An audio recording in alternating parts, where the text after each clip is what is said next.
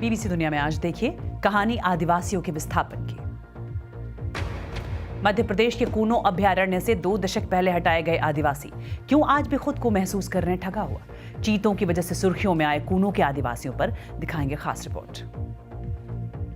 स्वागत है आपका बीबीसी दुनिया में। मैं हूं सारिका सिंह। जंगल से बेदखल होने वाले आदिवासियों के दर्द की करेंगे बात, लेकिन पहले हेडलाइंस। ग्रीस में बीती रात हुई ट्रेन दुर्घटना में कम से कम 36 लोगों की मौत, 60 से ज्यादा घायल। ग्रीस में हुए सबसे भयानक ट्रेन दुर्घटनाओं में से एक है ये हादसा। ग्रीस के प्रधानमंत्री ने किया दुर्घटना की तह तक जाने का वादा। 6 यात्रियों की हालत अब भी गंभीर।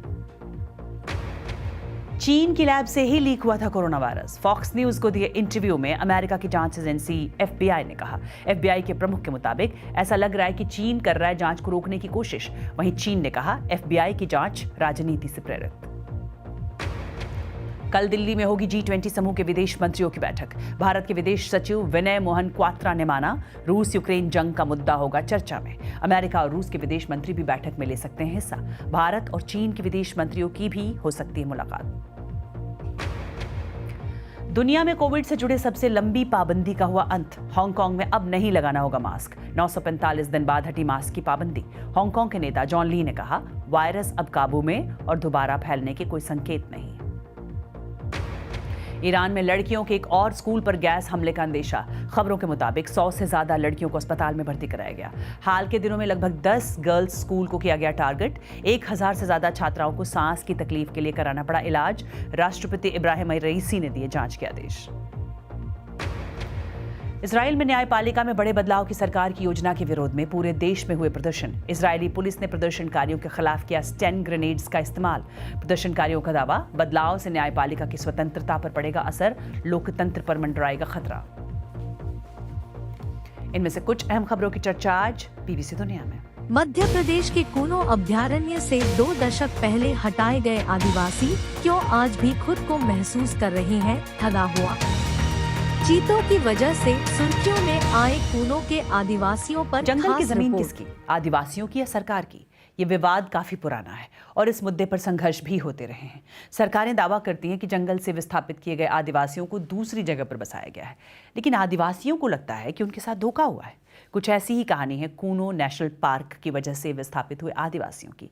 कवर स्टोरी में आज इसी की चर्चा।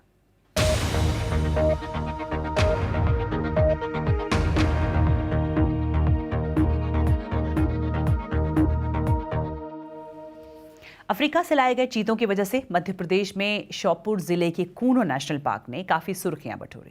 लेकिन आपको ये जानकर हैरानी होगी कि चीतों से पहले यहां गुजरात के गिर जंगलों से शेरों को लाकर बसाने की योजना थी, पर यह योजना अमल में नहीं आ पाई और अब शेरों के लिए तय की गई जगह पर चीतों की मौज है। लेकिन वहां रहने वाले आदिवासियों को लगता है कि उनके साथ धोखा हुआ है। देखिए कूनो के आदिवासियों की व्यथा पर बीबीसी संवाददाता सलमान रावी की रिपोर्ट। ये कूनो नदी है जो चंबल से कटकर आती है। इसके आसपास घने जंगलों की श्रृंखला है। पहले ये एक अभयारण्य था और इसका इलाका 345 वर्ग किलोमीटर था, मगर 2018 में इसका विस्तार हुआ और अब यहां का राष्ट्रीय उद्यान 750 से भी ज्यादा वर्ग किलोमीटर में फैला हुआ है। मध्य प्रदेश सरकार का कहना है कि इसमें 2 दशकों पहले गुजरात के गिर वन से शेरों को लाकर बसाया जाना था। कूनो एक सेंचुरी थी जो 345 स्क्वायर किलोमीटर की, उसके अंदर 24 गांव थे। वो प्रिपेयर किया जा रहा था एशियाई सिंहों के लिए, तो अब वहाँ पे पूरा के पूरा सेंचुरी से वो गांव हट गए। उसके बाद 2018 में ये इसको अपग्रेड किया गया एक नेशनल पार्क के रूप में। गिर वन से शेरों को लाने की तैयारी शुरू तो हुई, लेकिन मामला पेंच में फंस गया। मध्य प्रदेश सरकार ने जंगल के अंदर से आदिवासियों के गांवों को विस्थापित करना शुरू कर दिया। मुआवजे के लिए एक पैकेज भी तैयार किया गया। 15 लाख रुपीस पर पात्र परिवार है, और अगर वो लैंड फॉर लैंड की बात करते हैं तो 2 हेक्टेयर लैंड उनको इंडिविजुअल फैमिली को दी जाती है। कूनो नेशनल पार्क की परिकल्पना 3 दशकों पहले से हुई। 3 दशकों पहले यह तय किया गया कि गुजरात के गिर के शेरों को मध्य प्रदेश के इस इलाके में लाकर इस पार्क में बसाया जाएगा। 20 साल पहले इसके प्रयास भी शुरू हुए और जंगल के अंदर से शहरी आदिवासी जो जनजाति के लोग हैं उनके गांवों को विस्थापित कर दिया गया। 20 साल के बाद भी ये परियोजना अधर में ही लटकी हुई है। कि करके हमारे गांव को खाली करा दिया गया। 9 बीघा ज़मीन दी गई है, 36,000 रुपये दिए गए, लेकिन जो बाकी का हमको 1 लाख रुपए देना था, उसी 1 लाख रुपए में से हमारा लाट का पैसा उन्हीं ने काट दिया गया था, सड़क बनाने का पैसा काट दिया गया था, लकड़ी का प्लांटेशन का पैसा काट दिया गया था, चाराव का प्लांटेशन का पैसा काट दिया गया था, खेतों में 3 पेस लाट देनी थी उसका पैसा काट दिया गया था। 22 साल हो गए, 444 पट्टे अभी तक ना तो उनकी किताबें बनी हैं, ना उनके सीमांकन हुए हैं, ना उनका अमल हुए हैं, कोई पता ही नहीं है क्या हो रहा है। वन विभाग वालों ने सरकार को भेजे हैं, नहीं भेजे हैं, किसी में डाल दिए। लेकिन वन विभाग ने आदिवासियों को जो सुनहरे सपने दिखाए थे और जो लोगों ने बेहतर जीवन के ख्वाब देखे थे, वो अचानक ध्वस्त हो गए, क्योंकि जमीन के बदले जो जमीन मिली वो पथरीली निकली, जिसमें खेती कर पाना संभव नहीं था। अपनी गृहस्थी में 40 बीघा का मालिक था हमेशा। इसमें थी मेरे गैया 10, उनका पालन पोषण करके मैंने अपने बच्चे जो पैदा किए थे उनको पाल रहा था। तब यहाँ ला करके उनको पत्थर की ज़मीन में डाल दिया। अब वो बच्चे कहते हमारा काम को बट दो, मैं 9 बीघा में अपना जीवन व्यतीत करूँ, को 3 बच्चे इनको बांटूँ। उनके लिए रहने के लिए जगह नहीं है, तो मैं क्या कर सकता हूँ। 12 इंची जो के प्लॉट में होती तो भी किसानी काबिल हो सकती, लेकिन 8 इंच भी इसमें मिट्टी है। किसी का हर चलवाए तो हर भी जो टन बचते हैं उसके धरती में, जो किसानी लाग काबिल ही नहीं है तो वो तो पत्थर ज़्यादा छोड़ रही है। मध्य प्रदेश सरकार का कहना है कि गिर वन के शेरों को बसाने के लिए जिन आदिवासियों का विस्थापन किया गया था वो खुश हैं और 20 साल से खेती कर रहे हैं। पूरा पैकेज मिल चुका है, वो आज वो खेती कर रहे हैं, पिछले 20 साल से खेती कर रहे हैं वो, एंड दे आर हैप्पी।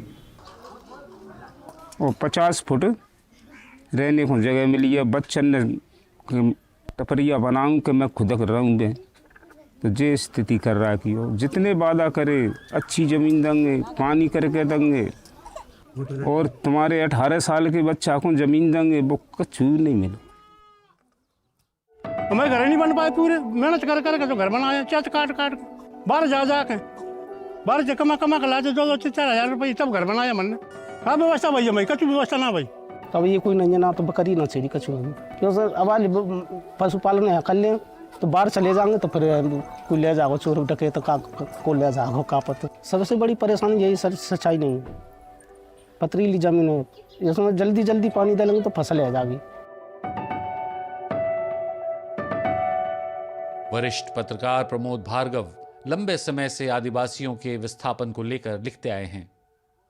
आज आप किसी भी बड़े महल में जाइए, ग्वालियर का ही जयविलास महल हो या जो गुजरात के हों, कहीं के भी हों, तो जब उनके जो संग्रहालय हैं उसमें हम देखते हैं तो शेरों की खाल में भूसे भर के लगाए गए हैं। उसमें सिंह भी हैं, तेंदुए भी हैं, बाघ भी हैं, मतलब सारी प्रजातियां हैं। और वहाँ संख्या भी लिखी हुई है कि इतने शिकार इस महाराजा ने किए, इतने शिकार इस अंग्रेज शिकारी ने की, वो सब उल्लेख है।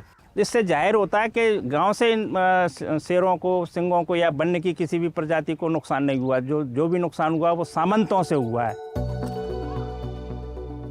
2 राज्य सरकारों और केंद्र की राजनीति में यहाँ के आदिवासी ऐसा फंसे कि इनकी जिंदगी हमेशा के लिए बदल गई। विकास के नाम पर कूनो नेशनल पार्क से शहरिया आदिवासियों के गांव खाली कराए गए। गिर के शेर तो आए नहीं, लेकिन उस जगह पर जंगल के अंदर किसानों के पास 40-40 बीघे खेत हुआ करते थे। लेकिन शहर में आने के बाद जहाँ पर उनको विस्थापित करके बसाया गया, वहाँ पर उनके पास अपने जानवरों को चराने का कोई साधन नहीं। यानी कि ये वो कहानी हो गई है कि जो राजा था जिस जगह पर, वो अब एक रंक की ज़िंदगी जीने को मजबूर हो गया है। सलमान रावी, BBC, कूनो, शिवपुरी।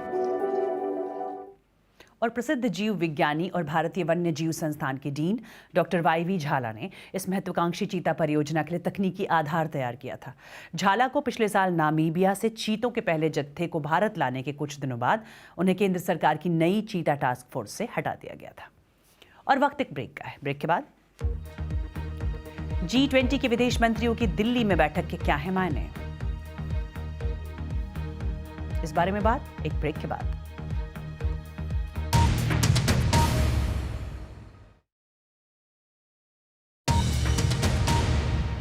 आप देख रहे हैं बीबीसी दुनिया, मैं हूं सारिका सिंह। भारत इस साल G20 देशों की अध्यक्षता कर रहा है और इसी कड़ी में गुरुवार यानी 2 मार्च को दिल्ली में G20 देशों की एक अहम बैठक होने जा रही है। अमेरिका, रूस, ब्रिटेन, चीन, भारत समेत G20 के सदस्य देशों के विदेश मंत्री कल इस बैठक में हिस्सा लेंगे। पिछले साल बाली में हुई बैठक के बाद पहली बार रूस और अमेरिका के विदेश मंत्री एक मंच पर साथ होंगे और माना जा रहा है कि यहाँ रूस यूक्रेन युद्ध का मुद्दा छाया रह सकता है।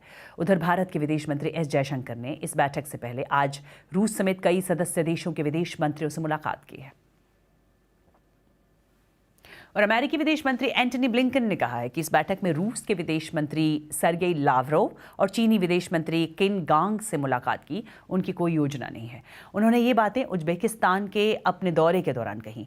उनका ये बयान इसलिए भी अहम है क्योंकि आशंका जताई जा रही है कि चीन यूक्रेन युद्ध में रूस को सैन्य मदद देने पर विचार कर रहा है और हाल ही के दिनों में इसे लेकर अमेरिका और चीन के बीच में तल्खी बढ़ी है। 2 मार्च को विदेश मंत्रियों की बैठक से पहले भी बेंगलुरु में आयोजित G20 देशों के वित्त मंत्रियों के सम्मेलन में भी चीन ने यूक्रेन पर रूस के हमले की निंदा करने से इनकार कर दिया था। लेकिन इस बैठक में यूक्रेन का मुद्दा हावी रहेगा और G20 सम्मेलन और उससे जुड़ी बैठकों में भारत की रणनीति आखिर क्या होगी, ये समझने के लिए हमने बात की मनोहर पर्रिकर रक्षा अध्ययन एवं विश्लेषण संस्थान से जुड़ी डॉक्टर स्वास्ति राव से। फाइनेंस मिनिस्टर्स और सेंट्रल बैंक के हेड्स की मीटिंग जो अभी हाल में दिल्ली में हुई और जिसमें एक कंसेंसस नहीं बन पाया वॉर शब्द के ऊपर कि यूक्रेन की स्थिति को क्या कहा जाए, ये इस वजह से वहां पर ये एक डेडलॉक हमारे जरूर सामने आया था। इसी तरह की एक सिचुएशन फिर पैदा हो सकती है अब जब फॉरेन मिनिस्टर्स की मीटिंग होगी, क्योंकि जाहिर है कि फॉरेन मिनिस्टर्स की मीटिंग में अब जब जिसमें लावरोव खुद शामिल होंगे तो फिर ये मुद्दा आएगा ही। और हिंदुस्तान के सामने जो धर्म संकट है वो ये कि हिंदुस्तान अपनी G20 प्रेसिडेंसी को एक तरीके के ब्रिज के तरीके से प्रस्तुत करता है, कि एक कंसेंसस बिल्डर के तरह से प्रस्तुत करता है और एक ऐसे मीडिएटर की भूमिका को प्रस्तुत करता है जिसकी इक्वल क्रेडिबिलिटी है। तो इक्वल क्रेडिबिलिटी पे मैंने जोर दिया, इक्वल क्रेडिबिलिटी है दोनों ही पक्षों के साथ। ऐसे में एक ऐसे आउटकम के साथ आना जिसमें कि सारे देश, और आपको पता है कि किस तरह की फॉल्ट लाइन है वेस्ट के और इस वक्त रशिया के अगेंस्ट और चाइना के अगेंस्ट, तो इस फॉल्ट लाइन के बावजूद कैसे कंसेंसस बनाए जिसमें यूक्रेन के मुद्दे पर कोई आउटकम स्टेटमेंट आ सके, ये हिंदुस्तान के सामने चैलेंज डेफिनेटली रहेगा। अब इसमें मेरी उम्मीद ये है कि लावरोव यहाँ पर न केवल G20 की मीटिंग में हिस्सा लेने आ रहे हैं, वो और भी बहुत सारे बायलैटरल मीटिंग्स का हिस्सा लेंगे जहाँ पे हिंदुस्तान और रशिया के बीच ट्रेड का और भी तरह के कोऑपरेशन के बारे में बहुत बातें होंगी और भी जो मैकेनिज्म्स है, क्योंकि ये भी याद रखना चाहिए कि हिंदुस्तान G20 की अध्यक्षता के साथ साथ शंघाई कोऑपरेशन ऑर्गेनाइजेशन की भी अध्यक्षता कर रहा है और भी प्लेटफॉर्म्स हैं जैसे कि फॉर एग्जांपल ब्रिक्स का जो मैकेनिज्म है, फिर उसके बाद एक RIC रशिया इंडिया चाइना, ये भी एक मैकेनिज्म है। तो इन सारे मैकेनिज्म्स के अंतर्गत जो हिंदुस्तान और रशिया का एक जो रहा है इक्वेशन, वो भी इसमें शामिल होगा। तो मुझे लगता है कुछ प्रोग्रेस की जरूर उम्मीद है, लेकिन कोई बड़े ऐसे मुझे लगता नहीं कि कोई ब्रेक थ्रू मिल पाएगा जहां तक इसमें अपने स्टैंड पे टिके रहने की बात है। और डॉक्टर स्वास्ति राव से हमने ये भी पूछा कि G20 सम्मेलन और इन बैठकों से भारत को आखिर क्या हासिल होगा। G20 जो फॉर्मेट है, उस फॉर्मेट के तहत जो उसका प्रेसिडेंट होता है, वो प्रेसिडेंट लगातार बहुत सारे इवेंट्स करता है अपने देश में G20 के अलग अलग मसलों से रिलेटेड। अभी जो मीटिंग्स हो रही हैं वो हमको एक तरह से बिल्डिंग ब्लॉक्स हैं वहां तक पहुंचने के लिए, तो इनका इंडिविजुअल महत्व जरूर है, लेकिन ऐसा नहीं है कि ये अपने आप में इनका कोई फाइनल महत्व है। ये सारी की सारी मीटिंग्स एक जो समिट जो लीडर समिट होगी 2023 में सितंबर में, वहां तक पहुंचने का एक तरीके से एक पाथ जो है वो प्रशस्त कर रही हैं।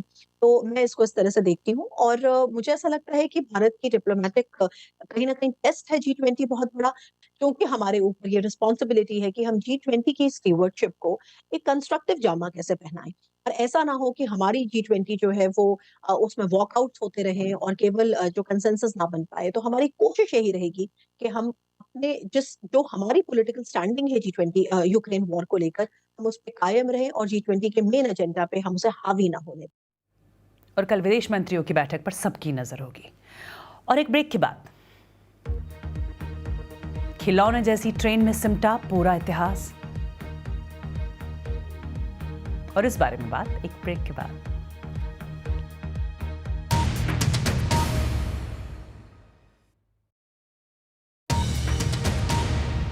आप देख रहे हैं बीबीसी दुनिया, मैं हूं सारिका सिंह।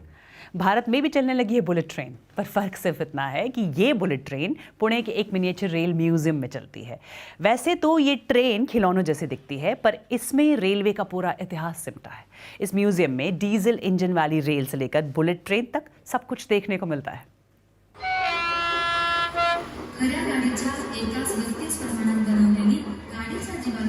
ये कोई खिलौने वाली ट्रेन नहीं है, ये एक म्यूजियम में रेलवे का मिनिएचर मॉडल है।